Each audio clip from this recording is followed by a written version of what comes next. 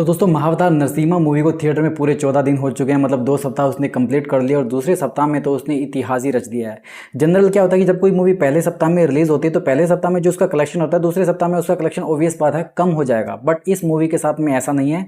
पहले सप्ताह में इस मूवी ने सिर्फ 40 करोड़ रुपए के करीब कमाई करी थी, लेकिन सेकंड वीक में इसने 30 करोड़ रुपए एक्स्ट्रा कमाई। इसने लगभग 75 करोड़ रुपए के करीब कमाई करी है। ये बहुत ही ज़्यादा एक्स्ट्रा ऑर्डिनरी है। ये मूवी हालांकि साउथ लैंग्वेज की बनी हुई है बट इसको हिंदी में भी रिलीज़ किया गया है और इसका हिंदी में इतना ज़्यादा कलेक्शन हुआ है जो किसी ने शायद सोचा भी नहीं था। इस मूवी का जो बजट था वो 4 करोड़ रुपए के करीब था और इसने वर्ल्ड वाइड 140 करोड़ रुपए से ऊपर की कमाई कर लिया है। और आपको जानकर बहुत ही ज़्यादा हैरानी होगी, हिंदी डब्ड में भारत में सबसे ज़्यादा पैसा कमाने वाली मूवीज़ की लिस्ट में 11वें नंबर पर आ चुकी है। मतलब बड़े बड़े दिग्गज की मूवीज़ को इस मूवी ने पछाड़ दिया है। उन सब के बारे में बात करेंगे, लेकिन सबसे पहले इसके 14 डे के कलेक्शन के बारे में बात कर लेते हैं। 14 डे को इसने लगभग 5 करोड़ रुपए के करीब कमाई करी, जिसमें हिंदी वर्जन में इसने 4 करोड़ रुपए कमाए और 1 करोड़ इसने तेलुगु वर्जन में कमाए। थिएटर में इसकी ऑक्यूपेंसी 13% के करीब रही हिंदी में और तेलुगु में इसकी ऑक्यूपेंसी 20% के करीब रही। अभी तेलुगु में और भी बहुत बड़ी बड़ी मूवीज लगी हैं जिसकी वजह से इसका कलेक्शन तो कम है और साथ में ऑक्यूपेंसी थोड़ी सी ज़्यादा है। यही कारण है। अभी पवन कल्याण की भी एक मूवी लगी, उसका नाम मैं भूल गया, वो हिंदी में भी लगी थी बट हिंदी में वो इतना ज़्यादा पैसा नहीं कमा पाई। महाअवतार नरसिम्हा एक एनिमेटेड मूवी होते हुए भी कितना ज़्यादा लोगों को पसंद आ रही है, क्योंकि आमतौर पर एनिमेशन एक ऐसी चीज़ थी जो कभी पास्ट में 15-20 साल पहले की बात करते हैं तो एनिमेशन और कार्टून टाइप की मूवीज़ बच्चे ही देखा करते थे।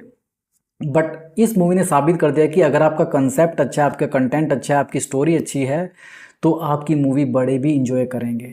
तो ये इस मूवी ने हमको सीख दी। हालांकि ये 18+ की ही मूवी लगती है क्योंकि इसके अंदर जो विजुअल्स हैं उसमें काफ़ी ज़्यादा खून खराब आपको देखने का मिलेगा, क्योंकि ये नरसिम्हा अवतार के बारे में मूवी है। तो नरसिम्हा अवतार जिस तरह से हिरण्यकश्यप को मारते हैं वो वाकई में पूरा वॉयलेंस से भरपूर होने वाला सीन है। तो बच्चों के साथ में तो आप इस दृश्य को नहीं देख सकते। तो ये समझ लीजिए एनिमेटेड मूवी तो है ये, पर बनी बड़ों के लिए हुई है। अब ओवरऑल इस मूवी ने भारत में 117 करोड़ रुपए का नेट कलेक्शन कर लिया और वर्ल्ड वाइड कलेक्शन की बात करें तो इसने 147 करोड़ रुपए कमा लिया। इसको 3 करोड़ रुपए और चाहिए, उसके बाद में भारत में 150 करोड़ रुपए का आंकड़ा क्रॉस कर लेगी। 4 करोड़ रुपए में बनी है और 150 करोड़ रुपए कमाने वाली है। वाह गजब है। और इसने जो भारत में 117 करोड़ रुपए कमाए, इसमें 87 करोड़ रुपए तो इसने हिंदी डब्ड वर्जन में कमाए हैं और इसका जो ओरिजिनल वर्जन है तेलुगु वर्जन उसमें इसने 26 करोड़ रुपए के करीब कमाई करी है। मतलब तेलुगु वर्जन जो इसका ओरिजिनल वर्जन है उससे ज़्यादा कमाई इसने हिंदी वर्जन में करी है।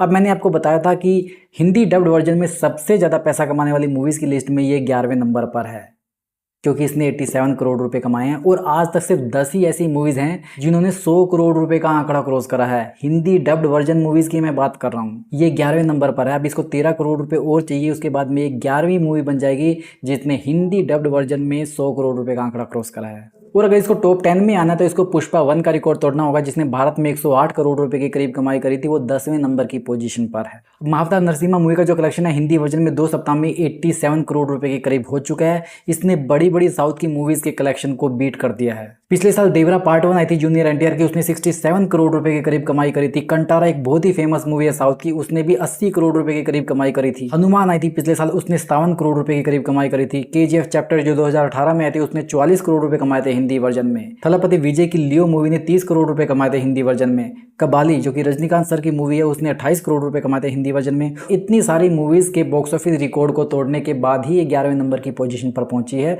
तो ये महाअवतार नरसिम्हा के लिए एक बहुत बड़ी अचीवमेंट है। और दूसरे सप्ताह के रिकॉर्ड के बारे में बात करें तो इसने कल की 2898 AD मूवी का रिकॉर्ड तोड़ दिया। उसने सेकंड वीक में 70 करोड़ रुपए के करीब कमाई करी थी हिंदी वर्जन में। इसने 74 करोड़ रुपए के करीब कमाई करी। अगर बॉलीवुड को भी इन्वॉल्व कर लें तो सेकंड वीक के कलेक्शन के मामले में इसने 3 इडियट को पछाड़ दिया, उसने 55 करोड़ रुपए कमाए थे। क्रिश 3 को पछाड़ दिया, उसने 60 करोड़ रुपए के करीब कमाई करी थी। उरी द सर्जिकल स्ट्राइक ने 62 करोड़ रुपए कमाए थे।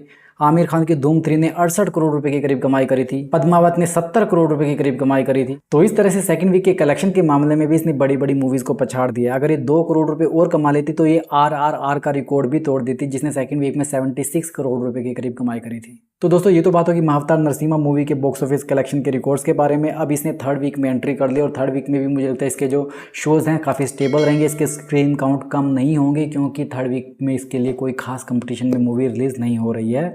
तो ये एक बेनिफिट मिलने वाला है इस मूवी को। और आज फ्राइडे, अगर आज के कलेक्शन के बारे में प्रेडिक्ट करूँ तो मुझे लगता है आज भी इस मूवी का जो कलेक्शन है 4 से 5 करोड़ रुपए के बीच में रहने वाला है और अच्छा ही प्रदर्शन करने वाली है। इस वीकेंड पे भी ये मूवी लगभग 15-20 करोड़ रुपए तो कमा ही लेगी थर्ड वीकेंड पे ये। बाकी इसके कलेक्शन की जो भी रिपोर्ट आएगी उसके बारे में हम फिर से बात करेंगे, इसके रिकॉर्ड के बारे में चर्चा करेंगे। अभी के लिए बस इतना ही। अगर आपको ये वीडियो पसंद आया इस वीडियो को लाइक करो, ऐसे ही और एंटरटेनमेंट के डोज के लिए चैनल को सब्सक्राइब करो।